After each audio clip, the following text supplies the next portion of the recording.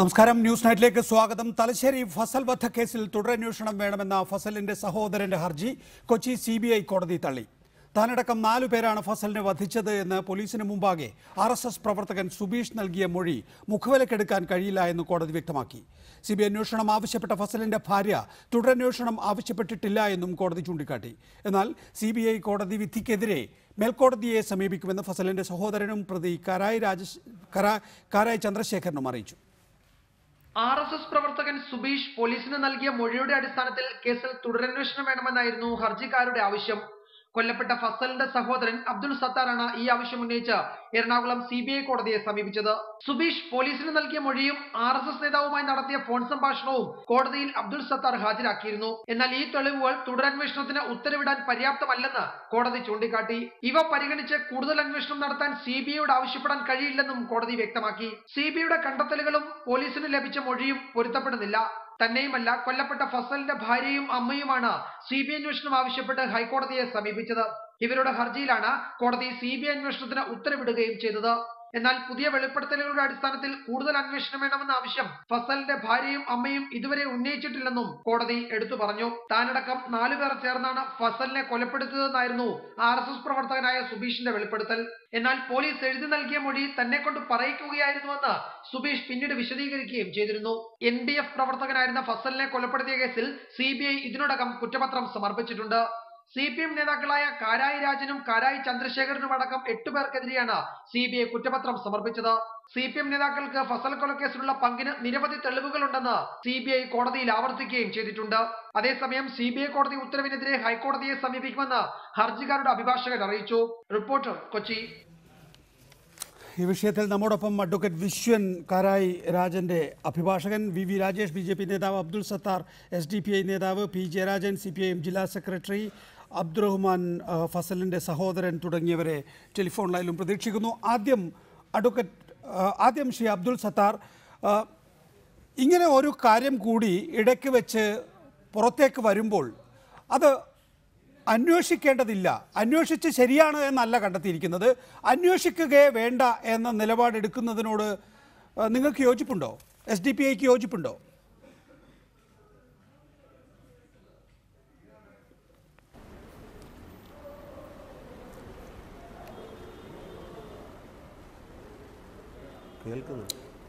എൻ്റെ ചോദ്യം ഇതാണ്, ശ്രീ അബ്ദുൾ സത്താർ, ഇങ്ങനെ ഒരു കാര്യം സുബീഷിൻ്റെ കുറ്റസമ്മത മൊഴിയായി പുറത്തേക്ക് വരികയാണ്. അത് അന്വേഷിച്ച് ശരിയല്ല എന്ന് കണ്ടെത്തുന്നതിന് പകരം അന്വേഷിക്കുകയേ വേണ്ട എന്ന സമീപനം കോടതിയും CBI എന്ന അന്വേഷണ ഏജൻസിയും എടുക്കുന്നതിനോട് നിങ്ങൾക്ക് യോജിപ്പുണ്ടോ?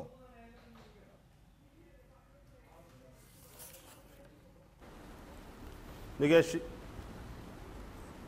ഈ വിഷയത്തിൽ പോപ്പുലർ ഫ്രണ്ട് നേരത്തെ തന്നെ കൃത്യമായ നിലപാട് വിശദീകരിച്ചിട്ടുള്ളതാണ്. നമുക്കറിയാം, ഈ കേസ് ഇതിൽ കുറ്റക്കാരെ കണ്ടെത്തിയിട്ടുള്ളത് പോപ്പുലർ ഫ്രണ്ട് അല്ല. കുറ്റക്കാരെ കണ്ടെത്തിയിട്ടുള്ളത് നമുക്കറിയാം, ഇന്ന് CPMന്റെ ജനറൽ സെക്രട്ടറി ആയിട്ടിരിക്കുന്ന കോടിയേരി ബാലകൃഷ്ണൻ ആഭ്യന്തരമന്ത്രിയായി ഇരിക്കുന്ന സന്ദർഭത്തിൽ ആണ് ഈ അന്വേഷണം നടക്കുന്നത്.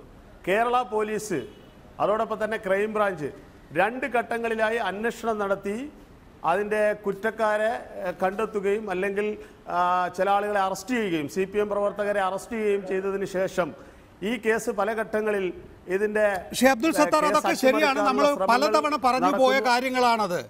കണ്ണൂരിലെ പ്രത്യേകിച്ച് മലബാറിലെ രാഷ്ട്രീയ കൊലപാതകങ്ങളിൽ ശരിയായ പ്രതികളെ അല്ല പിടിക്കാറുള്ളത്, പാർട്ടികൾ കൊടുക്കുന്ന പ്രതികളെയാണ് പിടിക്കാറുള്ളത് എന്നുള്ളതാണ് എല്ലാ കാലഘട്ടത്തിലെയും ആക്ഷേപം. ശരിയാണ് താങ്കൾ പറയുന്നത് പോലെ കോടിയേരി ബാലകൃഷ്ണൻ ആഭ്യന്തരമന്ത്രിയായിരിക്കെ പോലീസും ക്രൈംബ്രാഞ്ചും ഒക്കെ അന്വേഷിച്ചത് ഇതേ നിലയിലായിരിക്കും, CBI ഇപ്പോൾ പോയ അതേ നിലയിലായിരിക്കും. എൻ്റെ ചോദ്യം ശ്രദ്ധിച്ചു കേൾക്കുക, ഇത് അന്വേഷിച്ചിട്ട് കണ്ടെത്തുക ഇതല്ല ശരി, അതാണ് ശരി എന്ന്, പഴയതാണ് ശരി പുതിയത് ശരിയല്ല എന്ന്, അതിനു പകരം അന്വേഷിക്കുകയേ വേണ്ട എന്ന അന്വേഷണ ഏജൻസിയുടെ സമീപനത്തോട് നിങ്ങൾക്ക് എങ്ങനെയാണ് യോജിക്കാൻ കഴിയുന്നത്? എന്തുകൊണ്ട്?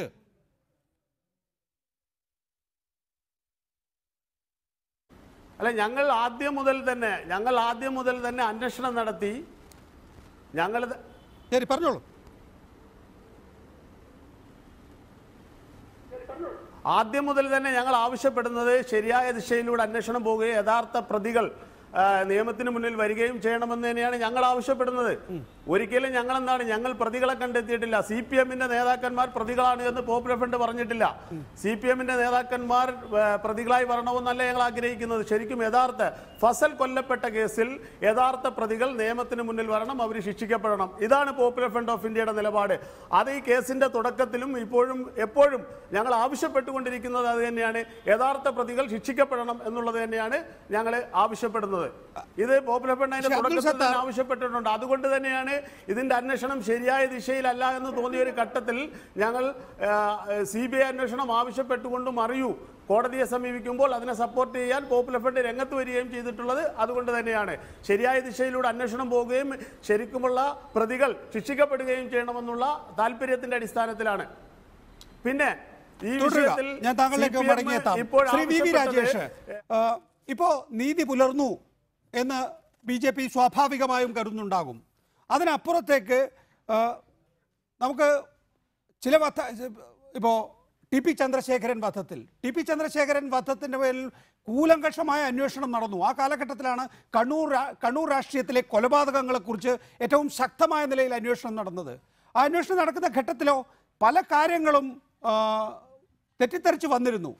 എന്താണ് യഥാർത്ഥത്തിൽ കണ്ണൂർ ജില്ലയിലെ രാഷ്ട്രീയ കൊലപാതകങ്ങളിൽ സംഭവിക്കുന്നത് എന്നെ സംബന്ധിച്ച് നമുക്കൊരു വ്യക്തത ആ കേസിലെ വിചാരണ ഘട്ടത്തിലുണ്ടായിരുന്നു. പോലീസ് ഉദ്യോഗസ്ഥർ വളരെ ശക്തമായ രീതിയിൽ ആ കേസ് അന്വേഷണം മുന്നോട്ട് കൊണ്ടുപോയിരുന്നു. അതുപോലെ ഇപ്പോൾ മറ്റൊരു വധക്കേസിൽ ഒരു വെളിപ്പെടുത്തൽ വരുമ്പോൾ അതിനോട് മുഖം തിരിഞ്ഞു നിൽക്കണം എന്ന് അന്വേഷണ ഏജൻസി നിർബന്ധം പിടിക്കുന്നത് BJPക്ക് വേണ്ടിയാണോ?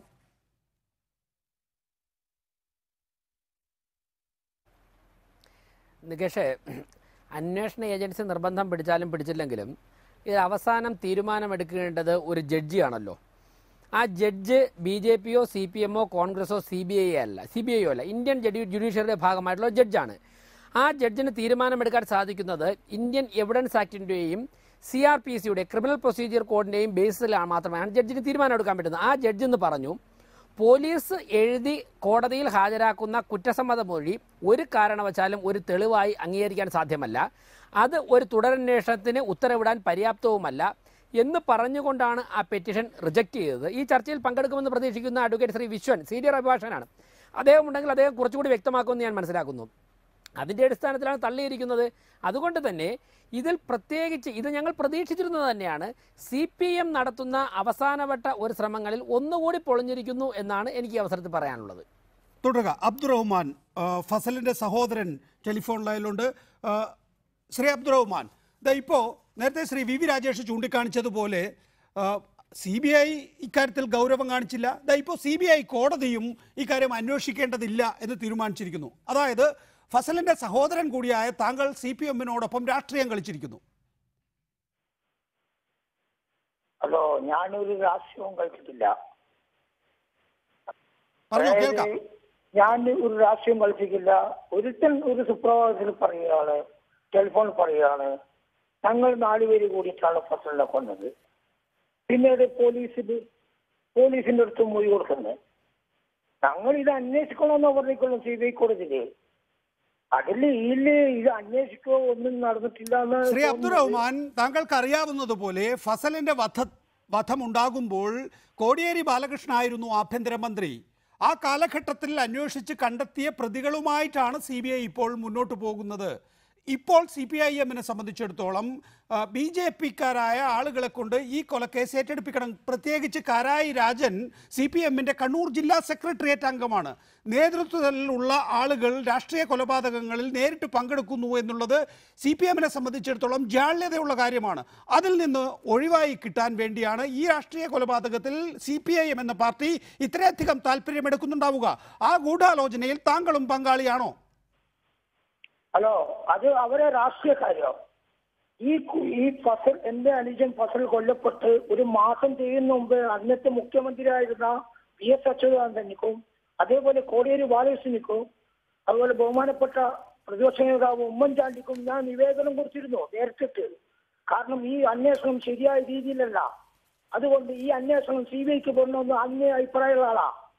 ഇന്നും ആ അഭിപ്രായത്തിൽ തന്നെ പോകുന്നത്. അന്ന് കോടിയേരി ബാലകൃഷ്ണന്റെ ശ്രീ അബ്ദുറഹ്മാൻ, യഥാർത്ഥത്തിൽ ഇക്കാര്യത്തിൽ CBI അന്വേഷണം വേണമെന്നാവശ്യപ്പെട്ടത് ഫസലിന്റെ ഭാര്യയാണ്, താങ്കൾ ആയിരുന്നില്ല. അതുകൊണ്ട് തന്നെ ഇതിലെ മുഖ്യ പരാതിക്കാരി ആരാണോ അവരുടെ വാദം മാത്രം CBI കോടതിക്ക് കേട്ടാൽ മതി എന്നുള്ളത് ശരിയല്ലേ? ഇവിടെ അതിനപ്പുറത്തേക്ക് ഒരാൾ പൊടുന്നനെ ഞാൻ ഈ കേസിൽ മാത്രമല്ല 2 രാഷ്ട്രീയ കൊലപാതകം നടത്തിയിട്ടുണ്ട് എന്ന് 2 DYSPമാരോട് തുറന്നു പറയുന്ന, സ്വാഭാവികമാണെന്ന രീതിയിൽ തുറന്നു പറയുന്ന ഒരു രീതി അത് യുക്തിസഹമാണോ? അങ്ങനെ വിചാരിക്കാൻ കഴിയുന്നുണ്ടോ താങ്കൾക്ക്?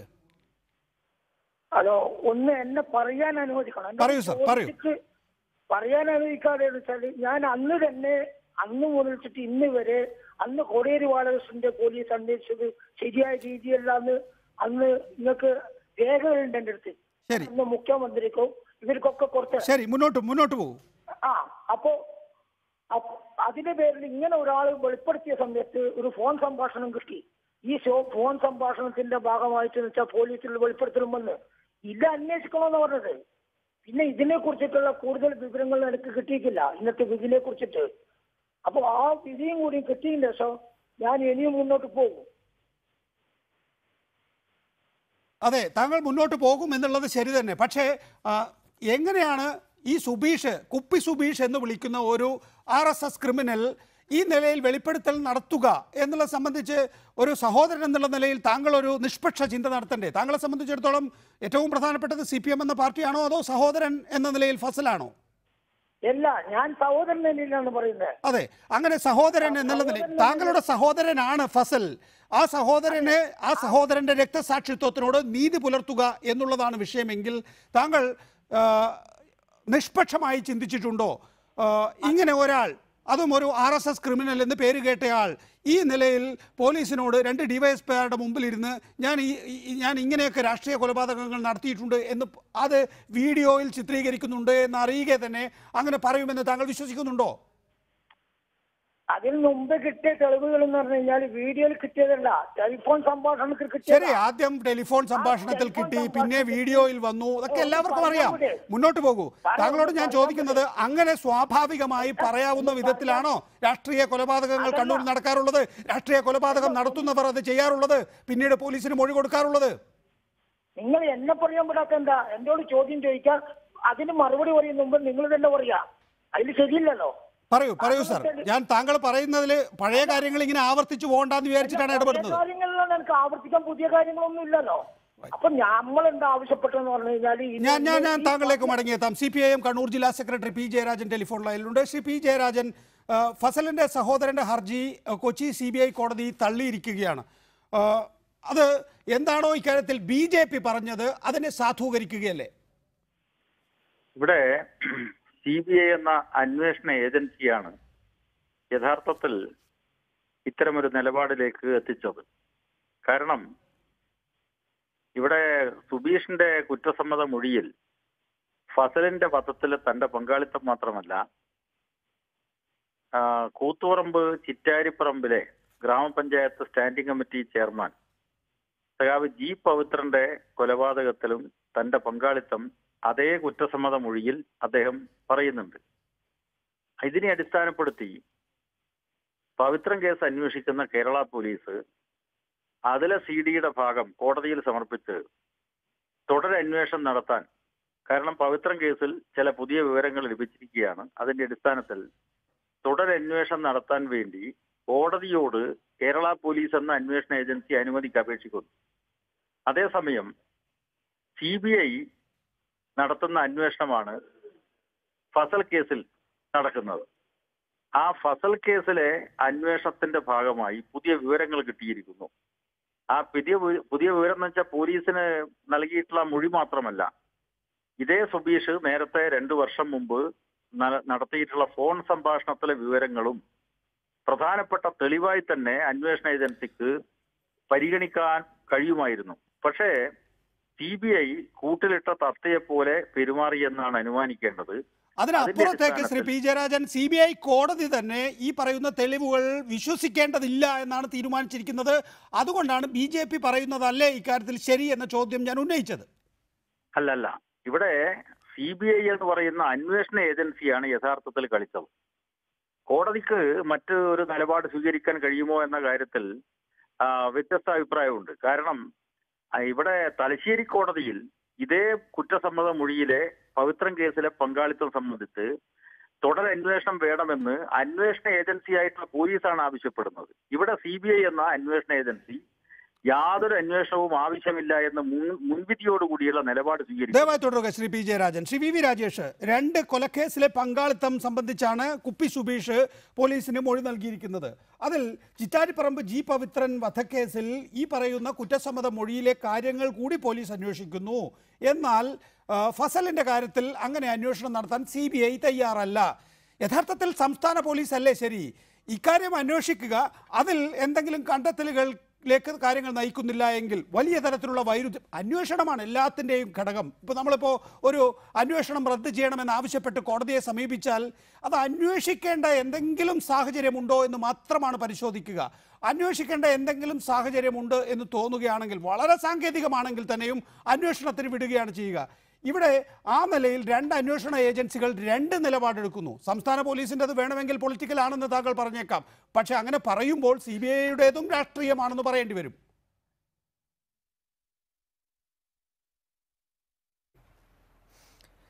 നികേഷ്, ഞാൻ ഒരു വാക്ക് ശ്രീ അബ്ദുറഹ്മാൻ അദ്ദേഹം ചർച്ചയിൽ വന്നല്ലോ, ഒന്ന് പറഞ്ഞോട്ടെ.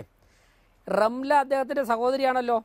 ഇന്ന് റംല പറഞ്ഞ വാക്കുകൾ റിപ്പോർട്ടർ ചാനൽ ഉൾപ്പെടെ ജനങ്ങൾക്ക് കേൾപ്പിച്ചതാണ്. അതായത് സ്വാധീനിച്ചും ഭയപ്പെടുത്തിയും എൻ്റെ സഹോദരൻ അബ്ദുറഹ്മാനെ CPM കീഴ്പ്പെടുത്തി കാണാം എന്ന് പറഞ്ഞിട്ടുണ്ട്. റംല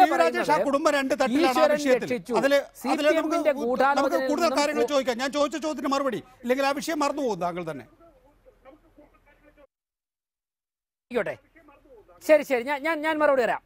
ഇപ്പം നികേഷ് ചോദിച്ചത് പവിത്രൻ കേസിൽ ഈ മൊഴിയുടെ അടിസ്ഥാനത്തിൽ പോലീസ് അന്വേഷിക്കുകയാണല്ലോ എന്ന്. നികേഷേ, പടുവിലായി മോഹനൻ കേസിൽ ഒരു ദിവസം അപ്രതീക്ഷിതമായി 2 DYSPമാർ ചേർന്നിട്ട് സുബീഷിനെ കസ്റ്റഡിയിലെടുത്തിട്ടാണല്ലോ അവർ ആ പടുവിലായി മോഹൻ കേസിൽ ചോദ്യം ചെയ്യുന്നു എന്ന വ്യാജേനയാണല്ലോ ഈ 2 മൊഴി സംഘടിപ്പിച്ചത്. അതിനുശേഷം പവിത്രൻ കേസ് നടക്കുന്ന കോടതിയിൽ ചെന്നിട്ട് ആ കേസ് അന്വേഷിക്കുന്ന ഉദ്യോഗസ്ഥൻ കോടതിയോട് പറയുന്നു, മറ്റൊരു കേസിൽ ഒരു മൊഴി വന്നിട്ടുണ്ട്, ഇതിൽ തുടരന്വേഷണം നടത്തണം. ഏതു സാഹചര്യത്തിലാണ്? ശ്രീ പി ജയരാജൻ ഇവിടെ ഉണ്ടല്ലോ. പവിത്രൻ കേസ് ട്രയൽ ആരംഭിച്ച് മുന്നോട്ട് പോവുകയാണ്. അപ്പോഴേക്കും അതിലെ 2 ഐ വിറ്റ്നസ്, അവരുടെ പേര് ഒരു രാജീവനും ഒരു രതീശനും, പവിത്രൻ കേസിൽ പവിത്രനെ കൊന്നു എന്ന് കണ്ടു എന്ന് പറയപ്പെടുന്ന 2 ഐ വിറ്റ്നസ്, അവർ CPM പ്രവർത്തകരാണ്. ഈ ട്രയൽ നടക്കുന്ന സമയം ഇവർ CPMൽ നിന്നും തർക്കം മൂലം CPM വിട്ട് CPIയിൽ ചേർന്നു. സമൻസ് അയച്ചനൊക്കെയും ഈ വിറ്റ്നസ്സുകൾ കോടതിയിൽ ഹാജരായില്ല. അപ്പോൾ CPMന് മനസ്സിലായി ഈ കേസുമായി മുന്നോട്ട് പോയി കഴിഞ്ഞാൽ പവിത്രൻ കേസ് വിട്ടുപോകും. അതുകൊണ്ട് തന്നെ CPM ഒരു പുതിയ ദിശയിലേക്ക് കേസ് തിരിച്ചുവിടണം. അതിനുവേണ്ടിയാണ് സുബീഷിന്റെ മൊഴി എന്ന് പറഞ്ഞൊരു വ്യാജ മൊഴിയും കൊണ്ട് അന്വേഷണ ഉദ്യോഗസ്ഥൻ കോടതി മുമ്പാകെ ചെന്നിട്ട് പറയുന്നു, ഇതിലൊരു തുടരന്വേഷണം നടത്തണം. അന്വേഷണ ഉദ്യോഗസ്ഥനെ ഒരു കേസിൽ തുടരന്വേഷണം നടത്തണം എന്ന് കോടതി മുമ്പാകെ ആവശ്യപ്പെട്ടാൽ സ്വാഭാവികമായിട്ടും കോടതി ഇത്തരം വിശദാംശങ്ങൾ ശ്രീ പി ജയരാജനും പറയാനുണ്ടാകും. പവിത്രൻ കേസിലോ അല്ലെങ്കിൽ അതിനേക്കാൾ കൂടുതൽ ഫസൽ കേസിലോ. അതിനപ്പുറത്തേക്ക് എൻ്റെ ആദ്യത്തെയും ഏറ്റവും അടിസ്ഥാനപരവുമായിട്ടുള്ള ചോദ്യം ഞാൻ പറഞ്ഞത് ഇതാണ്. അന്വേഷിച്ചിട്ട് ഒരു ദിവസം CBIക്ക് ഇക്കാര്യം ഒരു അന്വേഷണം നടത്തുന്നു. അന്വേഷിച്ചിട്ട് പറയുക ഇതിൽ ഒരു കാര്യവുമില്ല, മറ്റതിൽ നേരിട്ട് വൈരുദ്ധ്യമുള്ളതാണ് എന്ന് പറയുക. എന്നിട്ട് ഇപ്പോൾ CBI കോടതി തന്നെ പറഞ്ഞിരിക്കുന്നത് എന്താണ്? ഈ 2 മൊഴിയും തമ്മിൽ വലിയ വൈരുദ്ധ്യമുണ്ട്. ഈ സംഭവങ്ങൾ CBI നൽകിയ കുറ്റപത്രത്തിലെ കാര്യവും അതുപോലെ സുബീഷ് വെളിപ്പെടുത്തിയ കാര്യവും തമ്മിൽ വൈരുദ്ധ്യമുണ്ട് എന്നുള്ളതാണല്ലോ കാരായി രാജനും ഇപ്പോൾ ഫസലിന്റെ സഹോദരൻ അബ്ദുറഹ്മാനും ചൂണ്ടിക്കാണിച്ച് കോടതിയിലെത്തിയിരിക്കുന്നത്. അവർ പറഞ്ഞ കാര്യം കോടതി ഇങ്ങോട്ട് തിരിച്ചു പറയുന്ന ഒരു രീതിയാണ് അവിശ്വസനീയമായി തോന്നുന്നത്.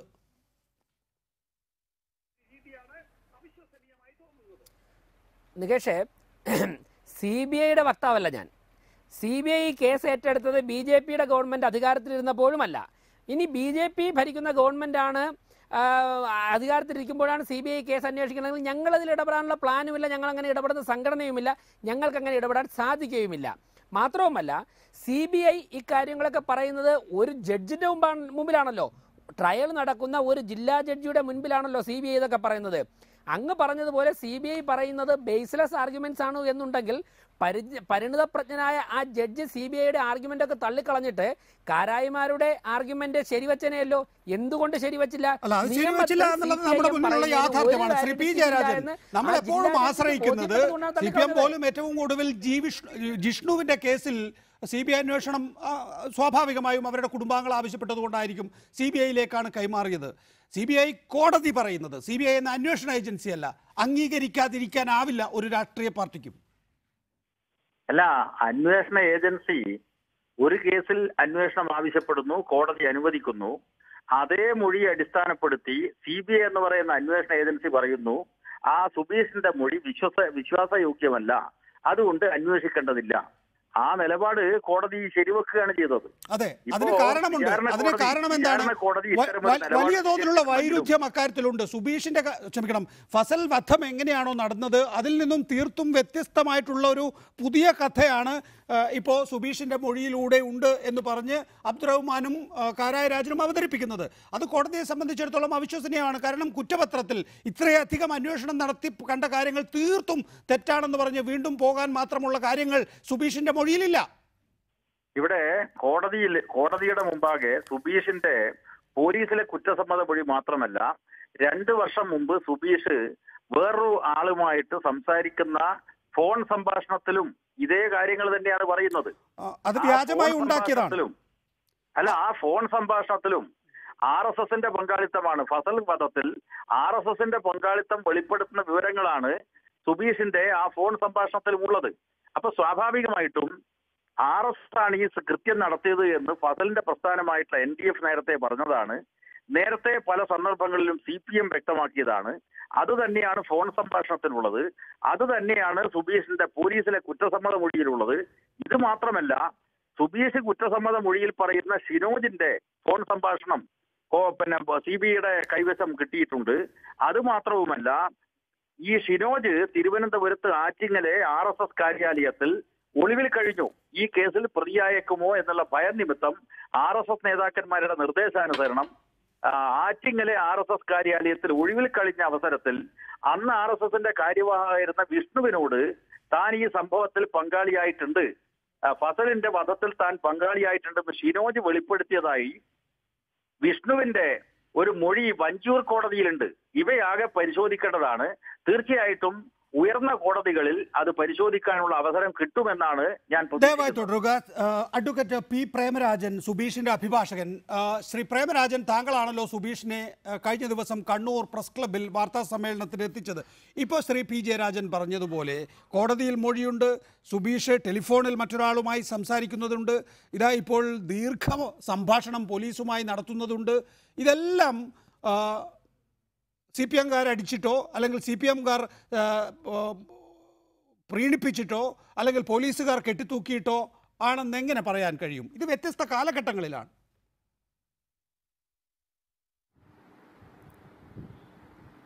നോക്കൂ, ഈ സംഭവങ്ങളൊക്കെ തന്നെ ഞങ്ങൾ ഈ സുബീഷിനെ അറസ്റ്റ് ചെയ്ത് ആധികാരികമായി ഈ കണ്ണൂർ തലശ്ശേരി DYSPമാർ ഒരു രേഖ ഉണ്ടാക്കുന്നതിന് 1 മാസം മുമ്പ് തന്നെ ഈ സോഫ്റ്റ് മീഡിയയിൽ സുബീഷിനെതിരെ വധഭീഷണിയും വ്യാജ പ്രചരണങ്ങളും നടത്തിയിട്ടുണ്ടായിരുന്നു. അപ്രകാരം വ്യാജ പ്രചരണങ്ങളും വധഭീഷണിയും നടത്തിയതിനെതിരെ CPM-ന്റെ 2 ബ്രാഞ്ച് സെക്രട്ടറിമാർ, പള്ളൂർ ബ്രാഞ്ച് സെക്രട്ടറി സാദിഖ് മഞ്ചക്കൽ, മറ്റൊരു CPM-ന്റെ നേതാവിനെതിരെയും പോണ്ടിച്ചേരി DGP-യുടെ നിർദ്ദേശപ്രകാരം കേസ് രജിസ്റ്റർ ചെയ്ത് ജാമ്യമില്ലാ വകുപ്പ് പ്രകാരം കേസ് എടുത്തിട്ടുണ്ടായിരുന്നു. അത് കഴിഞ്ഞ് 1 മാസത്തിന് ശേഷമാണ് ഈ സുബീഷിനെ ഇവര് യാത്രക്കാരുമായി വണ്ടിയിൽ വരവേ വഴിയിൽ വെച്ച് തടഞ്ഞു നിർത്തുന്നത്. ആ അറസ്റ്റ് മെമ്മോയിൽ, ആ റിമാൻഡ് റിപ്പോർട്ടിൽ അവർ പറഞ്ഞു, ഇയാളെ പറ്റി അന്വേഷിച്ച് പല സ്ഥലങ്ങളിൽ ഞങ്ങൾ നടന്നു, അയാളെ കണ്ടുകിട്ടിയില്ല. സുബീഷ് എല്ലാ ദിവസവും ഇവിടെ പോലീസ് സ്റ്റേഷനിൽ, ആ പരിസരത്ത് പള്ളൂർ പോലീസ് സ്റ്റേഷൻ ലിമിറ്റിലുള്ള ആളാണ്. അയാള് യാത്രക്കാരെയും കൊണ്ട് കാറിൽ പോയി വരവേ തിരിച്ചു വരുന്ന വഴി യാത്രക്കാരെ വഴിയിൽ ഇറക്കി വിട്ട് അയാളെ കസ്റ്റഡിയിൽ വലിച്ചഴിച്ച് കൊണ്ടുപോകാൻ ഇടയാക്കിയ സാഹചര്യം എന്താണ്? അത് വ്യക്തമാക്കണം.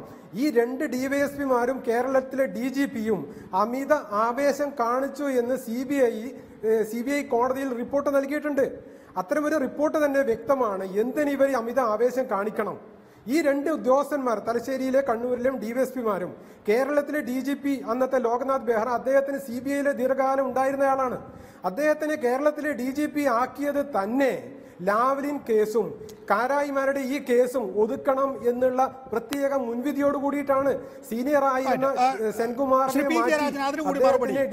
ഡിവൈഎസ്പി സദാനന്ദനും പ്രിൻസ് എബ്രഹാമും രണ്ട് ഡിവൈഎസ്പിമാർ സുബീഷിനെ ചോദ്യം ചെയ്യുന്നു.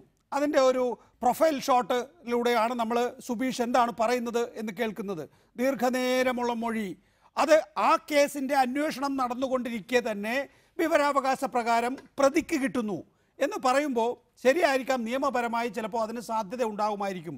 പക്ഷെ ആണ് എന്ന് പറയുമ്പോൾ തന്നെ അത് കൊടുക്കണോ വേണ്ടയോ എന്നത് സംബന്ധിച്ച് ഈ പറയുന്ന രണ്ട് ഡിവൈഎസ്പിമാർ വിവരാവകാശ കമ്മീഷണർ ഇക്കാര്യത്തിൽ തീരുമാനമെടുക്കണം. അങ്ങനെ തീരുമാനമെടുത്തു കൊടുക്കുന്നത് നിങ്ങളുടെ ഭരണത്തിൻ്റെ കീഴിൽ നിങ്ങളുടെ പോലീസ് നിങ്ങളെ പ്രീണിപ്പിക്കാൻ വേണ്ടി ചെയ്യുന്ന കാര്യങ്ങളോ അല്ലെങ്കിൽ നിങ്ങളുടെ ആവശ്യപ്രകാരം ചെയ്യുന്ന കാര്യങ്ങളോ അല്ലേ? അതായത് ഇദ്ദേഹം പറയുന്നത് കേട്ട് കഴിഞ്ഞാൽ നാട്ടിൽ ഡിവൈഎസ്പിമാരും അതിന്റെ മേലെ DGPയുമാണ് ഉള്ളത് എന്ന് തോന്നുമല്ലോ. യഥാർത്ഥത്തിൽ ഡിവൈഎസ്പിയുടെ മാരുടെ മേലെയാണല്ലോ ജില്ലാ പോലീസ് സൂപ്രണ്ട്. ആ ജില്ലാ പോലീസ് സൂപ്രണ്ട് ഞങ്ങൾക്ക് ചിലപ്പോഴൊക്കെ വിമർശിക്കേണ്ടി വന്നിട്ടുള്ള ഒരു പോലീസ് ഉദ്യോഗസ്ഥനാണ്. സഞ്ജയ് കുമാർ കുരുടിൻ. അദ്ദേഹം ഈ കേസ് സംബന്ധിച്ച് കൃത്യമായി പറഞ്ഞല്ലോ, തന്റെ SP എന്ന നിലക്കുള്ള തന്റെ അധികാര കാലപരിധിക്കുള്ളിൽ നടന്നിട്ടുള്ള ഏറ്റവും സമർത്ഥമായിട്ടുള്ള കേസ് അന്വേഷണമാണ് ഫസൽ കേസിന്റെ അന്വേഷണം. അതിൽ കണ്ടെത്തിയ വസ്തുതകൾ വസ്തുതാപരമാണ് എന്ന് കൃത്യമായിട്ട് പറഞ്ഞയാളാണല്ലോ ഗരുഡിൻ. അപ്പോ സഞ്ജയ് കുമാർ ഗുരുഡിനെ പോലെയുള്ള ആളുകൾക്ക് കൃത്യമായിട്ടും വസ്തുതാപരമായിട്ടും തോന്നുന്ന റിപ്പോർട്ട് എങ്ങനെയാണ് BJPക്കാർക്ക് ഇഷ്ടപ്പെടാതിരിക്കുന്നത്? ഇവിടെ ജില്ലയിലെ പോലീസ് സംവിധാനം മാത്രമല്ല, സംസ്ഥാനത്തിലെ പോലീസ് സംവിധാനം തന്നെ കേരളത്തിലെ പോലീസിന്റെ അന്വേഷണ മികവിന്റെ ഭാഗമായി നിരപരാധികളായിട്ടുള്ള ആളുകളെ കള്ളക്കേസിൽ പെടുത്തി ജയിലിലടച്ചു, നാട് കടത്തി, അത്തരമൊരു കേസിൽ യഥാർത്ഥ പ്രതികളെ കണ്ടെത്തിയിരിക്കുന്നു. സ്വാഭാവികമായിട്ടും CBI എന്ന് പറയുന്ന അന്വേഷണ ഏജൻസിക്ക് ആ റിപ്പോർട്ട് കൈമാറിയല്ലോ. ഇവിടെ സുബീഷിന്റെ മൊഴി ഒറ്റപ്പെട്ട ഒരു കാര്യമല്ല. 2 വർഷം മുമ്പ് അദ്ദേഹം ഫോണിൽ സംസാരിച്ച അതേ കാര്യങ്ങളാണ് പോലീസ് സ്റ്റേഷനിലെ കുറ്റസമ്മത മൊഴിയിലും ഉള്ളത്. അല്പസ്വല്പം വ്യത്യാസം ഉണ്ടായി എന്ന് വരാം. പക്ഷേ CPMന് യാതൊരു ബന്ധവുമില്ലാത്ത സംഭവമാണ് എന്ന് ആ ഫോൺ സംഭാഷണം അടിവരയിട്ട് രേഖപ്പെടുത്തുന്നുണ്ട്. അത് മാത്രമല്ല, അതോ ശ്രീ പി ജയരാജൻ CPMന്റെ സമുന്നതരായ നേതാക്കളാണ്. ജില്ലാ സെക്രട്ടേറിയറ്റ് അംഗമാണ് കാരായി രാജൻ, തലശ്ശേരി ഏരിയ കമ്മിറ്റി അംഗമാണ് കാരായി ചന്ദ്രശേഖരൻ. ഇങ്ങനെ സമുന്നതരായ നേതാക്കൾ കൊലക്കേസിൽ പെട്ടുപോകുമ്പോഴുള്ള വെപ്രാളമോ? അല്ല, ഞങ്ങൾക്ക് എന്തിനാ വെപ്രാളം? ആർക്കെതിരായിട്ടെല്ലാം കേസ് വരുന്നുണ്ട്. പക്ഷെ ഇവിടെ RSSകാർ ചെയ്തിട്ടുള്ള ഒരു കൊലപാതകമാണ് CPMന്റെ ചുമലിടാൻ വേണ്ടി പരിശ്രമിച്ചത്. ഇവിടെ കണ്ണൂർ പട്ടണത്തിൽ ഈയിടെ ഒരു വധശ്രമം നടന്നു. ആ ശ്രമം നടത്തിയത് യഥാർത്ഥത്തിൽ പോപ്പുലർ ഫ്രണ്ടുകാരാണ്. BJPയുടെ നേതാവിനാണ് പരിക്ക് പറ്റിയത്. പക്ഷെ അതും ഞങ്ങളുടെ പേരിൽ ചാർത്താൻ വേണ്ടിയുള്ള ശ്രമം നടന്നു. പക്ഷെ പോലീസ് സമർത്ഥമായിട്ട് അന്വേഷിച്ച് ഈ പറയുന്ന DYSP സദാനന്ദന്റെ നേതൃത്വത്തിൽ തന്നെ പോലീസ് അന്വേഷിച്ച് അത് നടത്തിയത് സർജിക്കൽ നൈഫ് എന്ന് പറയുന്ന ഓപ്പറേഷൻ ടേബിൾ ഉപയോഗിക്കുന്ന കത്തി കൊണ്ടാണ് പോപ്പുലർ ഫ്രണ്ടുകാര് BJP നേതാവിനെ വെട്ടിപ്പരിക്കേൽപ്പിച്ചത്. വയറ് പളർന്ന് കുടലുമാല പുറത്തിയാടുന്ന നിലയിലുള്ള ഭീകരമായിട്ടുള്ള ആക്രമണം നടത്തി. അതും ഞങ്ങളുടെ പേരിലാണ് ആരോപിക്കപ്പെട്ടത്. പക്ഷെ യഥാർത്ഥത്തിൽ പോപ്പുലർ ഫ്രണ്ടുകാരാണ് ചെയ്തത് എന്ന് അന്വേഷണ മികവിലൂടെ തെളിയിച്ചത് DYSP അടക്കമുള്ള ആളുകളാണ്. ഇവിടെ ശ്രീ പി ജയരാജൻ, SDPIയുടെ മുഖ്യ ശത്രു RSS ആണ് എന്ന് നമുക്ക് എല്ലാവർക്കും അറിയാം. പക്ഷേ ഫസൽ വധത്തിൽ SDPI RSSനെ കുറ്റപ്പെടുത്താൻ തയ്യാറല്ല. അതിൻ്റെ അർത്ഥം ഫസലിൻ്റെ രക്തസാക്ഷിത്വത്തോട് SDPIക്ക് ആദരവുണ്ട്, അതിൽ ആ കേസ് മുന്നോട്ട് കൊണ്ടുപോകുന്നതിൽ ആത്മാർത്ഥതയുണ്ട് എന്നല്ലേ മനസ്സിലാക്കേണ്ടത്? ഇവിടെ തുടക്കത്തിൽ ഫസലിന്റെ കൊലപാതകം നടന്നതിന്റെ പിറ്റേ ദിവസമുള്ള പത്രങ്ങളിൽ NDF നേതാക്കന്മാരുടെ പ്രസ്താവന വന്നിട്ടുണ്ട്. അത് ഫസലിനെ കൊലപ്പെടുത്തിയത് RSSകാരാണ്. സമാധാന യോഗത്തിൽ RSS നേതാക്കന്മാരെ ചൂണ്ടിക്കൊണ്ട് അന്ന് ചത്തത് കീചകനെങ്കിൽ കൊന്നത് ഭീമൻ തന്നെ എന്ന് പറയുന്നത് നിലയിലായിരിക്കും SDPI ആ ആക്ഷേപം അന്ന് ഉന്നയിച്ചിട്ടുണ്ടാവുക. പിന്നീട് കോടിയേരി ബാലകൃഷ്ണന്റെ പോലീസ് തന്നെ കണ്ടെത്തുന്നു അതല്ല, ഞാൻ പ്രവർത്തിക്കുന്ന പാർട്ടിയിൽപ്പെട്ടവരാണ് ഈ കൊലപാതകം നടത്തിയത് എന്ന്. അന്ന് തന്നെ CPIM പരസ്യമായിട്ട് പൊതുയോഗത്തിൽ പറഞ്ഞതാണ് CPMന് യാതൊരു ബന്ധവുമില്ല. സഖാവ് കോടിയേരി ആഭ്യന്തരമന്ത്രിയായിരിക്കുന്ന ഘട്ടത്തിൽ തന്നെ അന്വേഷണ സംഘത്തിന്റെ കണ്ടെത്തലുകൾ വസ്തുതാപരമല്ല, കള്ളക്കേസാണ് എന്ന് പരസ്യമായി പറഞ്ഞ പാർട്ടിയാണ് CPIM. അത് പിന്നീട് പലതവണയും വസ്തുതാപരമായിട്ടുള്ള തെളിവുകളായിട്ട് പുറത്തു വന്നിട്ടുണ്ട്. അതാണ് ഇപ്പോൾ കോടതിക്ക് മുമ്പിൽ CPIM ഉന്നയിക്കുന്നത്. ദയവായി തുടരുക. അഡ്വക്കേറ്റ് വിശ്വൻ നമ്മോടൊപ്പം എത്തിയിട്ടുണ്ട്. അഡ്വക്കേറ്റ് വിശ്വൻ, താങ്കളെയായിരുന്നു ഇത്രയും സമയം കാത്തു നിന്നുകൊണ്ടിരുന്നത്.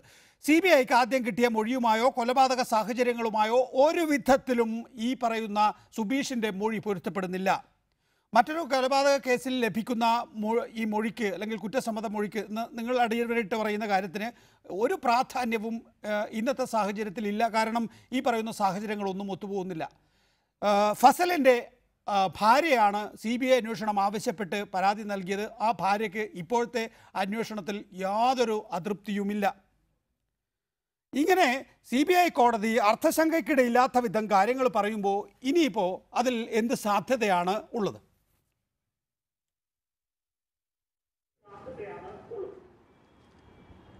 CBI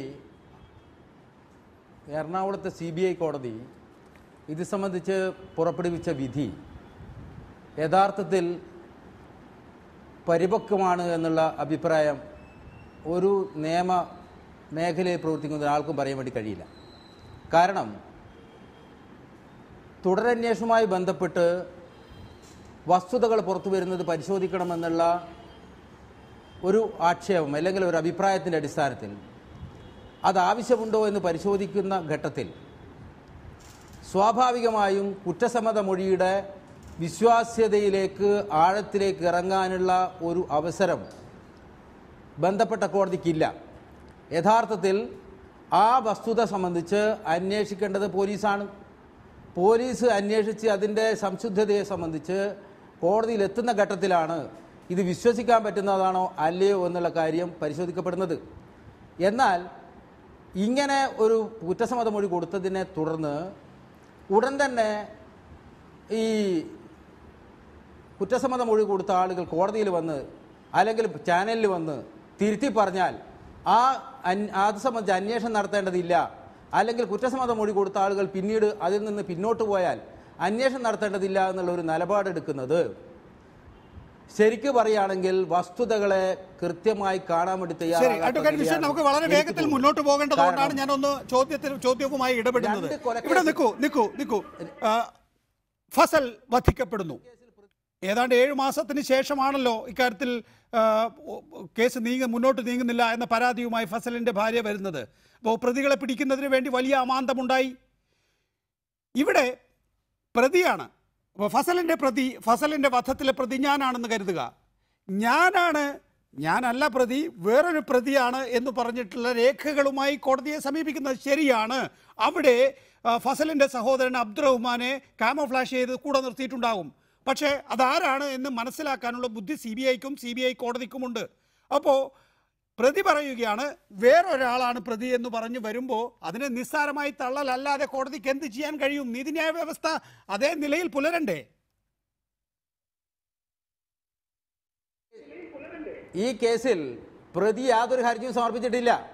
കൊല്ലപ്പെട്ട ഫസലിന്റെ സഹോദരനാണ് ഈ ഹർജി സമർപ്പിക്കുന്നത്. ഇത് സംബന്ധിച്ച് പ്രതിഭാഗം അഭിഭാഷകൻ എന്നുള്ള നിലയ്ക്ക് എനിക്ക് സൂചിപ്പിക്കാനുള്ളത്, വിധികളെ സമഗ്രമായി പരിശോധിക്കുമ്പോൾ യഥാർത്ഥത്തിൽ വസ്തുതകൾ പുറത്തു വരേണ്ടിയിരിക്കുന്നു എന്നുള്ള ഒരു സാഹചര്യത്തെ ഇപ്പോൾ തടയിടുകയാണ് ചെയ്തിട്ടുള്ളത് എന്നുള്ളതാണ് പ്രതിഭാഗം അഭിഭാഷകൻ എന്നുള്ള നിലയ്ക്ക് എനിക്ക് പറയാനുള്ളത്. യഥാർത്ഥത്തിൽ പ്രതിഭാഗമല്ല ഇത് സംബന്ധിച്ച് ഹർജി കൊടുത്തിട്ടുള്ളത്. കൊല്ലപ്പെട്ട ഫസലിന്റെ രക്തബന്ധുവായ സഹോദരനാണ് ഹർജി കൊടുത്തിട്ടുള്ളത്. ഇതിൽ മറിയു മുന്നോട്ട് വന്നില്ല എന്നുള്ളൊരു ആക്ഷേപമാണ് താഴെ ഇപ്പോൾ കോടതി ഉന്നയിക്കുന്നത്. മറിയു എന്തിനു വരണം? ബന്ധപ്പെട്ട ആർക്കും തന്നെ വരാലോ. പുതിയ വസ്തുതകൾ പുറത്തു വരുന്നുണ്ടെങ്കിൽ രക്തബന്ധു അല്ലാത്ത ആൾക്കും തന്നെ വരാലോ. അതിന് നിയമപരമായി യാതൊരു തടസ്സവുമില്ല. അതുകൊണ്ട് വന്ന വസ്തുതകൾ ശരിയാണോ എന്ന് പരിശോധിക്കാനുള്ള ബാധ്യത നീതിപീഠത്തിനുണ്ട് എന്നുള്ളതും അതിനുള്ള സാഹചര്യം ഒരുക്കാനുള്ള ബാധ്യത നീതിപീഠത്തിനുണ്ട് എന്നുള്ളതുമാണ് കാണേണ്ടത്. ചെയ്യാതിരിക്കുന്നത് യഥാർത്ഥത്തിൽ ചോദിക്കേണ്ട ചോദ്യമോ അല്ലെങ്കിൽ നമ്മൾ അടിവരയിട്ട് ഈ ചർച്ചയിൽ ഉന്നയിക്കേണ്ടതോ ആയിട്ടുള്ള വിഷയമാണ്. എത്രയെത്ര കേസുകളുണ്ട്. ഗുജറാത്ത് കലാപവുമായി ബന്ധപ്പെട്ട് ഒരു കേസും ശരിയായ വിധത്തിലല്ല അന്വേഷിക്കപ്പെട്ടിട്ടുള്ളത്. ആ കോടതി തന്നെ വേറൊരു പ്രതികളാണ് വരുന്നതെങ്കിൽ ആ വിഷയങ്ങൾ പരിഗണനയ്ക്ക് എടുത്തിട്ടുണ്ട്. ഇത് ഇവിടെ അന്വേഷിച്ചാൽ പോരാ എന്ന് കണ്ട് ഗുജറാത്തിന് പുറത്തേക്ക് കൊണ്ടുപോയിട്ടുണ്ട്.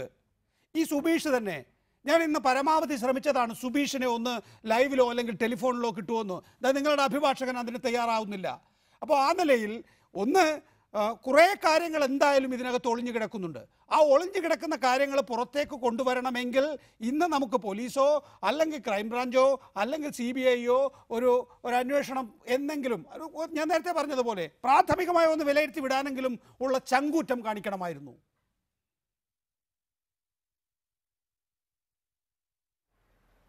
നികേഷ്, ഓരോ ക്രിമിനൽ കേസിനും അല്ലെങ്കിൽ സിവിൽ കേസിനും ഓരോ സ്വഭാവമാണ്. ഗുജറാത്തിലും ബോംബെയിലും ഡൽഹിയിലും ഒക്കെ ഒരുപാട് കേസ് നടന്നിട്ടുണ്ട്. കേരളത്തിലും ഒരുപാട് കേസുകൾ നടന്നിട്ടുണ്ട്. ഇപ്പം നമ്മളിപ്പോൾ ചർച്ച ചെയ്യുന്നത് ഫസൽ വധക്കേസാകുമ്പോൾ ഫസൽ വധക്കേസിലെ തെളിവുകൾ, അതിലെ വിവരങ്ങൾ ഒക്കെ തന്നെ ഒരു പ്രത്യേക തരത്തിലുള്ളതാണ്. ആ ആസ്പെക്റ്റിലാണ് അത് ചർച്ച ചെയ്യേണ്ടതെന്നാണ് എനിക്ക് പറയാനുള്ളത്. ഇവിടെ ഒരു കാര്യം രസകരമായി തോന്നുന്നത്, ഇതിൽ പെറ്റീഷണറായിട്ടുള്ള ഫസലിൻ്റെ സഹോദരനേക്കാൾ കൂടുതൽ ആവേശത്തോടെ പ്രതിഭാഗം അഭിഭാഷകരും പ്രതികളുടെ പാർട്ടിയും നിൽക്കുന്നതിലാണ് ഇതിലൊരു അത്ഭുതം നമുക്ക് തോന്നുന്നത്. അവിടെ നിൽക്കട്ടെ, അക്കാര്യത്തിൽ അവർക്ക് ന്യായീകരണമുണ്ട്. CPMന്റെ സമുന്നതരായ നേതാക്കളാണ് ഇതിൽ പ്രതികളായിട്ടുള്ളത്. തങ്ങളുടെ നേതാക്കളെ ഇതിൽ നിന്ന് ഒഴിവാക്കിയെടുക്കാൻ CPM അതിന്റെ ഊർജ്ജം മുഴുവൻ ചെലവഴിക്കുന്നുള്ള കാര്യം ശ്രീ VV രാജേഷ് അവർ പറയൊന്നും വേണ്ട, താങ്കൾക്ക് അറിയാവുന്നതേ ഉള്ളൂ. പറഞ്ഞോളൂ. ഇനി അതെ, CPM ആ ഊർജ്ജം ചെലവഴിക്കുന്നതിനെ കുറിച്ചാണ് ഞാൻ പറയുന്നത്. പക്ഷേ CPM ആ ഊർജ്ജം ചെലവഴിക്കുന്നത് പാഴായി പോവുകയാണ്. മുതിർന്ന അഭിഭാഷകൻ അഡ്വക്കേറ്റ് ശ്രീ വിശ്വൻ അവർ അവിടെ ഉണ്ടല്ലോ, ഞാൻ അദ്ദേഹത്തോട് ചോദിക്കുന്നു, പോലീസ് കസ്റ്റഡിയിൽ വെച്ച് മറ്റൊരു കേസിൽ പോലീസ് എഴുതിയെടുക്കുന്ന മൊഴിക്ക് വേറൊരു CBIയുടെ അന്വേഷണ പരിധിയിലിരിക്കുന്ന ഒരു കേസിൽ തുടരന്വേഷണം നടത്തുവാൻ എന്ത് വാലിഡിറ്റിയാണ് ഉള്ളത്? മാത്രവുമല്ല, തുടരന്വേഷണം നടത്തണമെന്ന് ആവശ്യപ്പെടുവാനുള്ള അധികാരം ചാർജ് ഷീറ്റ് കൊടുത്ത ഉദ്യോഗസ്ഥന് മാത്രമേ ഉള്ളൂ. ഇതൊരു വസ്തുതയാണെന്നിരിക്കെ പ്രഗത്ഭരായ അഭിഭാഷകർ CBI കോടതിയിൽ ആർഗ്യൂ ചെയ്തെങ്കിലും തള്ളിപ്പോയല്ലോ. ഇവിടെ ശ്രീ P ജയരാജൻ ഒരുപാട് കാര്യങ്ങൾ പറഞ്ഞു. ആറ്റിങ്ങൽ കോടതിയിൽ മൊഴിയുണ്ട്, തിരുവനന്തപുരം കോടതിയിൽ മൊഴിയുണ്ട്, അവിടെയുണ്ട് ഇവിടെ ഉണ്ടെന്നൊക്കെ. ഇക്കാര്യങ്ങളൊക്കെ കൂടി, ഈ മൊഴികളൊക്കെ കൂടി വാരിക്കെട്ടി എന്തുകൊണ്ട് നിങ്ങൾ CBI ജഡ്ജിയെ കൺവിൻസ് ചെയ്തില്ല? താഴെയുള്ള എല്ലാ കോടതികളിലും VV രാജേഷ് പറഞ്ഞു പോവുകയാണ്. എവിടെയാണ് CBI കോടതിക്ക് ഇക്കാര്യത്തിൽ മനസ്സിലാകാതെ പോയത്? നിങ്ങളുടെ ഏത് നിയമവശമാണ് അവിടെ അംഗീകരിക്കപ്പെടാതെ പോയത്?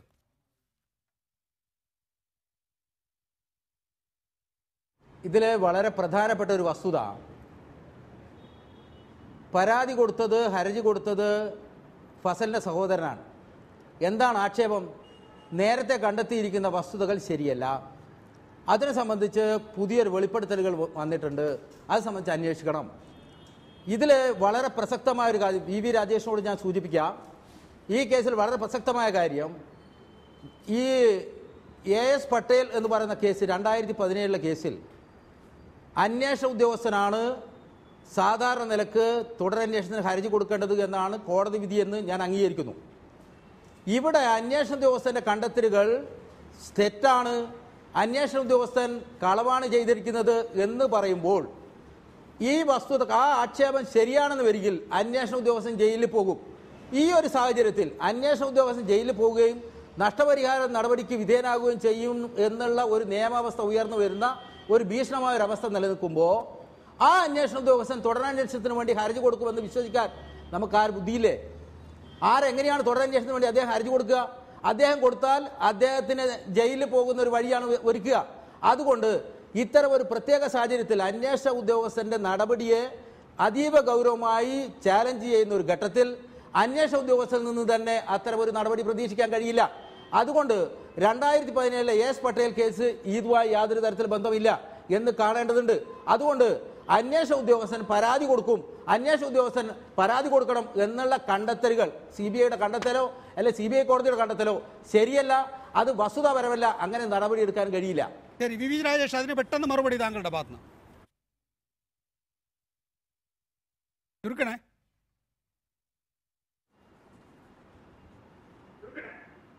ഖണ്ഡിക്കുന്ന വിവരങ്ങൾ പറഞ്ഞുകൊണ്ട് CBI കോടതിയിലോ ആ കോടതിയുടെ ഉത്തരവിന് മുകളിലോ നിങ്ങൾക്ക് അപ്പീൽ കൊടുക്കാമല്ലോ. കൊടുത്തതിന് ശേഷം കയ്യിലുള്ള എല്ലാ തെളിവുകളും ആ കൺസേൺഡ് ജഡ്ജിനെ ബോധിപ്പിച്ചിട്ട് നിങ്ങൾക്ക് നീതി നേടിയെടുക്കാമല്ലോ. സാധിക്കില്ല സാർ, സാധിക്കില്ല. കാരണം സത്യം നിങ്ങളോടൊപ്പമല്ല.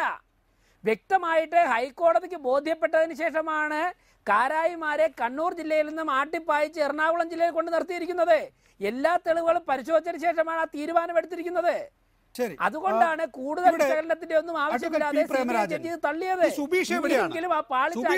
ഈ കോലാഹലത്തിന്റെ ഒക്കെ അടിസ്ഥാനം സുബീഷ് ശബ്ദരേഖയിൽ പറയുന്നു, സുബീഷ് ദീർഘ സംഭാഷണത്തിൽ പറയുന്നു, സുബീഷ് കോടതിയിലെ മൊഴിയിൽ പറയുന്നു.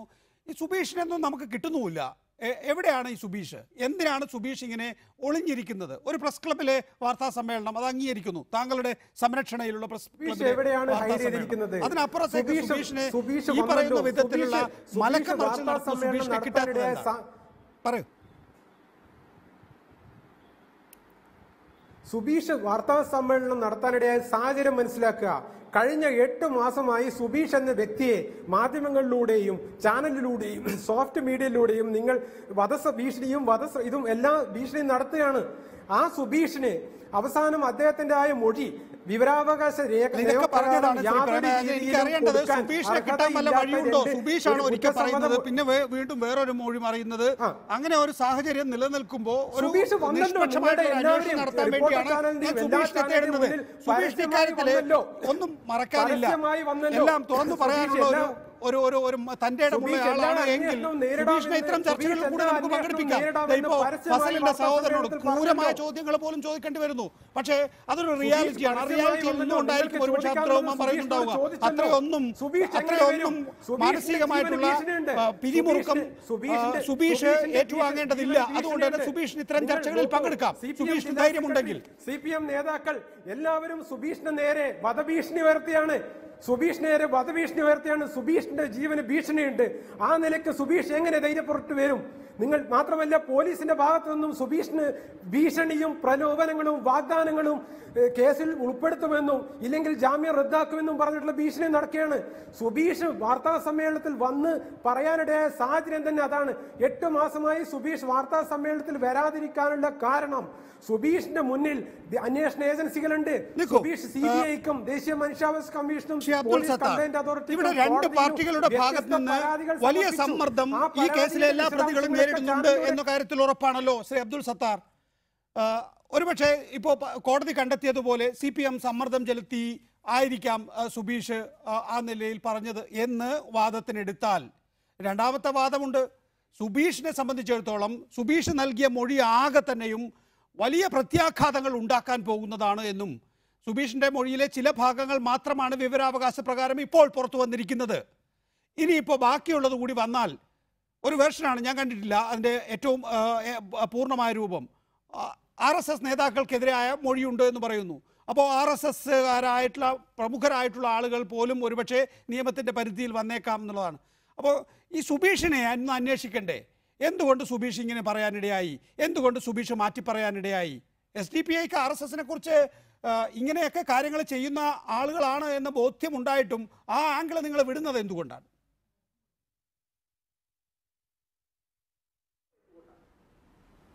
ഞങ്ങളെ സംബന്ധിച്ചിടത്തോളം ഞങ്ങളുടെ ഒരു പ്രവർത്തകൻ പരിശുദ്ധ റംളാൻ മാസത്തിൽ വളരെ ക്രൂരമായി കൊല്ലപ്പെട്ട ഒരു സംഭവമാണിത്.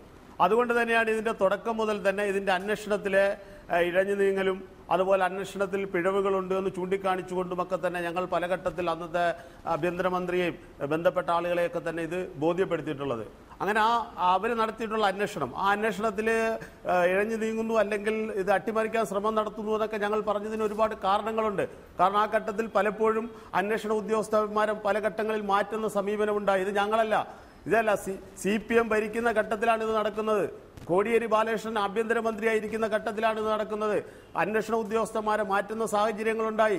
അപ്പോഴാണ് ഞാൻ നേരത്തെ പറഞ്ഞതുപോലെ ഞങ്ങൾ ഹൈക്കോടതിയെ സമീപിക്കുന്നത്. ഞങ്ങൾ അന്നും ഇന്നും എപ്പോഴും ആവശ്യപ്പെടുന്നത് ഇതിലെ യഥാർത്ഥ പ്രതികൾ നിയമത്തിന് മുന്നിൽ വരണം, അവർ ശിക്ഷിക്കപ്പെടണം എന്നുള്ളത് തന്നെയാണ്.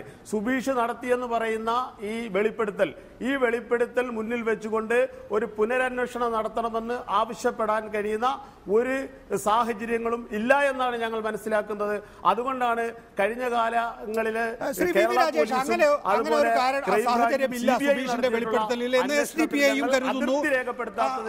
ആത്മാർത്ഥമായി നിങ്ങളും സ്വാഗതം ചെയ്യുന്ന കാര്യത്തിൽ എനിക്ക് ഉറപ്പുണ്ട്. പക്ഷേ ഇവിടെ ഇനി അഥവാ ഇപ്പൊ പറയുന്നത് 2 DYSPമാർ പ്രിൻസും അതുപോലെ തന്നെ സദാനന്ദനും ഇവര് ഫോണിൽ വിളിച്ച് ജയരാജേട്ട എന്നൊക്കെ സംസാരിക്കുന്നത് കേട്ടു എന്നല്ലേ പറയുന്നത്? അങ്ങനെയാണെങ്കിൽ ഈ ജയരാജനെയും ഇതിൽ കൊടുക്കാനുള്ള ഒരു അവസരമല്ലേ? അക്കാര്യത്തിലൊരു അന്വേഷണം വേണ്ടതല്ലേ? സുബീഷിനെ അങ്ങനെ അങ്ങ് മാറ്റി നിർത്തുന്നതിന് പകരം സുബീഷിനെ പീഡിപ്പിച്ച് മൊഴിമാറ്റി ജയരാജേട്ടൻ്റെ സമ്മർദ്ദത്തിൽ ഈ പറയുന്ന 2 DYSPമാർ ആസൂത്രണം ചെയ്ത് ഒക്കെ നടപ്പാക്കിയതാണെങ്കിൽ ഫസൽ വധക്കേസ് പോലെ തന്നെ വലിയൊരു കേസായി അത് മാറേണ്ടതല്ലേ? അപ്പോൾ ഇവർക്കെല്ലാം ഈ ഗൂഢാലോചനയിൽ പങ്കാളിത്തമുണ്ട് എന്നാണ് അതിൽ നമുക്ക് മനസ്സിലാക്കാൻ കഴിയുക. അത്തരമൊരു ശ്രമത്തിന് പോകുന്നില്ല BJP, RSS.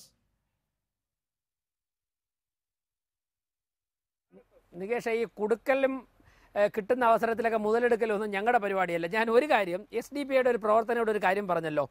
ഈ സുബീഷിൻ്റെ എന്ന് പറയുന്ന ഈ മൊഴിയുടെ അടിസ്ഥാനത്തിൽ ഒരു പുനരന്വേഷണം വേണമെന്ന് ഞങ്ങളിപ്പോൾ ആലോചിക്കുന്നില്ല എന്ന് ആ പ്രവർത്തകൻ പറഞ്ഞു. ഇവിടെ പൊളിഞ്ഞു വീണത് വളരെ പാടുപെട്ട് CPM ജില്ലാ സെക്രട്ടറി ശ്രീ P. ജയരാജൻ പടുത്തുയർത്തിയ ഒരു നെടുങ്കോട്ടയാണ് പിളർന്നു വീണു പോയത്. അദ്ദേഹം പറഞ്ഞു, കൊലപാതകത്തിന്റെ പിറ്റേ ദിവസം NDFും SDPIയും വ്യക്തമാക്കി ഇത് RSS ആണെന്ന്. അവർ സമാധാന യോഗത്തിൽ നിന്ന് ഇറങ്ങിപ്പോയി. CPM നിലപാട് വ്യക്തമാക്കി. ഇപ്പോൾ അതിന്റെ ചുമതലപ്പെട്ട ഒരു പ്രവർത്തകൻ നേരിട്ട് വന്ന് ഇവിടെ പറയുന്നുണ്ടല്ലോ, ഞങ്ങളെ പിന്തുണച്ചൊന്നും അവർ സംസാരിച്ചിട്ടില്ല, സംസാരിക്കേണ്ട ആവശ്യവുമില്ല. പക്ഷേ അവർ പറയുന്നു ഈ പറയുന്ന മൊഴിയുടെ അടിസ്ഥാനത്തിൽ ഇപ്പോൾ പോകണമെന്ന് അവരുടെ സംഘടന വിശ്വസിക്കുന്നില്ല എന്നാണ് അവർ പറഞ്ഞത്. അപ്പോൾ SDPIയെ ചാരി CPMന്റെ ജില്ലാ സെക്രട്ടറി പറഞ്ഞ സകല ആരോപണങ്ങളും ഈ ഒരൊറ്റ വാക്കിലൂടെ ഇവിടെ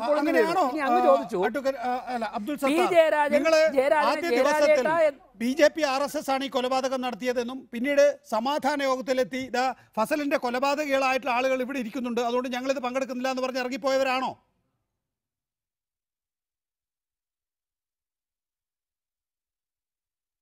അതിനുശേഷമാണ് കോടിയേരി ബാലകൃഷ്ണന്റെ പോലീസ് ഇതിലെ പ്രതികൾ ഇന്ന ആളുകൾ എന്ന നിലയ്ക്ക് അറസ്റ്റ് ചെയ്യുന്നത്, CPMകാരെ അറസ്റ്റ് പോപ്പുലർ ഫ്രണ്ടും അന്നത്തെ NDFും തമ്മിൽ യാതൊരു തരത്തിലുള്ള സംഘർഷവും ഉണ്ടാകേണ്ട ഒരു സാഹചര്യവും അവിടെ ഇല്ല. ഒരു കൊലപാതകത്തിലേക്ക് കാര്യങ്ങൾ നയിക്കേണ്ട ഒരു സാഹചര്യങ്ങളും ഇല്ലാത്ത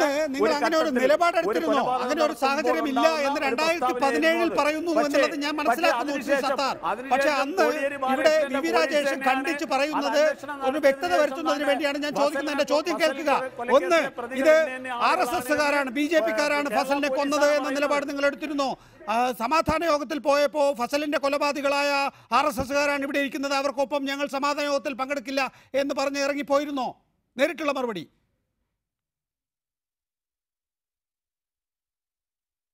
അന്നത്തെ 10 വർഷത്തിന് മുമ്പാണ് അത് സമാധാന യോഗത്തിൽ പങ്കെടുത്തത് അവിടുത്തെ ജില്ലാ നേതൃത്വങ്ങളാണ്. അന്ന് ഞാൻ നേരത്തെ സൂചിപ്പിച്ചതുപോലെ ഒരു തരത്തിലും CPM പോപ്പുലർ ഫ്രണ്ടും തമ്മിൽ അവിടെ യാതൊരു സംഘർഷവും ഇല്ല എന്ന കാരണത്താൽ ഒരുപക്ഷെ RSSന്റെ ഭാഗത്തു നിന്നാണ് ഇത് സംഭവിച്ചത് എന്ന് ഒരുപക്ഷെ അവർ പറഞ്ഞിട്ടുണ്ടാവാം. ശരി, അഡ്വക്കേറ്റ് വിശ്വൻ, എന്തായാലും CPMനെ സംബന്ധിച്ചിടത്തോളം ശബ്ദരേഖ കിട്ടി, മൊഴി കിട്ടി, കുറ്റസമ്മത മൊഴി ദീർഘമായി തന്നെ ലഭിച്ചു. ആ സാഹചര്യത്തിൽ കുറ്റപത്രം കൊടുത്തു, അതിൻ്റെ കാര്യങ്ങൾ, കേസിൻ്റെ ബാക്കി നടപടികൾ വളരെ വേഗത്തിൽ മുന്നോട്ട് പോകും. പ്രത്യേകിച്ച് CBI കോടതിയാണ് എന്നുള്ളതുകൊണ്ട് തന്നെ വിചാരണാഘട്ടത്തിൽ ഉപയോഗിക്കുന്നതിന് പകരം ഈ ഘട്ടത്തിൽ അത് ഉപയോഗിച്ചത്, പെട്ടെന്ന് പ്രതിപട്ടികയിൽ നിന്ന് പേര് വെട്ടിക്കിട്ടുക എന്ന നിലയിൽ ഉപയോഗിച്ചത് അത്യാർത്ഥിയായി പോയില്ലേ? അതിന് പകരം അത് വിചാരണാഘട്ടത്തിൽ ഉപയോഗിക്കുന്നതായിരുന്നില്ലേ കുറെ കൂടി തന്ത്രപരം?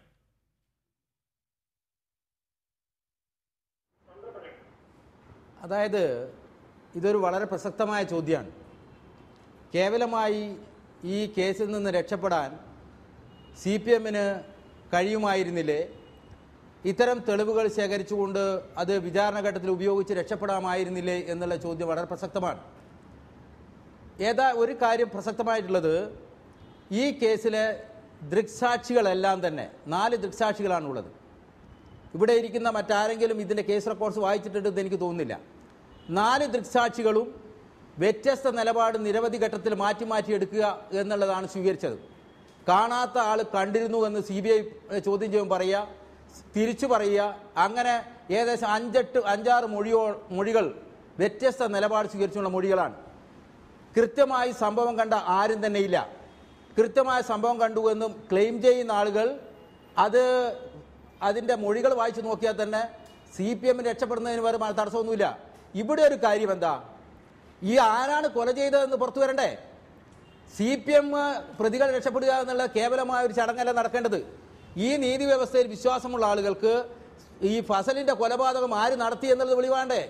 എന്തുകൊണ്ടാണ് പ്രതികളെ പോളിഗ്രാഫ് ടെസ്റ്റിന് വിധേയമാക്കുമ്പോൾ അവർ നാളിതുവരെ ഫസലിനെ കണ്ടിട്ടില്ല എന്നുള്ള തെളിവ് വരുന്നു. ആയുധങ്ങളിൽ ബ്ലഡ് ഇല്ല എന്ന് വരുന്നു. ഒരു തെളിവും പ്രതികൾക്ക് അനുകൂലമായിട്ട് വരുന്നില്ല.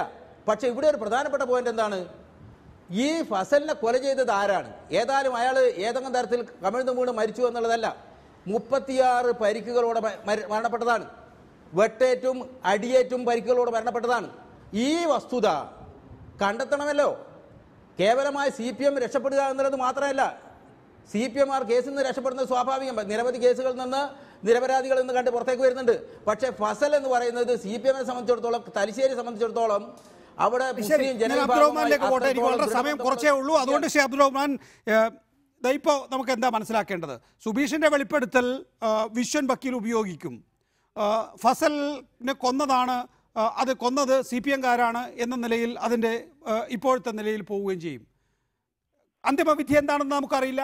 അക്കാര്യത്തിലൊരു പ്രവചനം നടത്താനും ഞാൻ തയ്യാറല്ല. പക്ഷെ അത് കേസിനെ ഏതെങ്കിലും തരത്തിൽ ദുർബലപ്പെടുത്തുമെങ്കിൽ ഫസലിൻ്റെ കൊലപാതകികളെ കണ്ടെത്താതിരിക്കുകയാണ് ചെയ്യുക എന്നുള്ളത് ആശങ്കാജനകമല്ലേ? ഹലോ, മനസ്സിലായില്ല.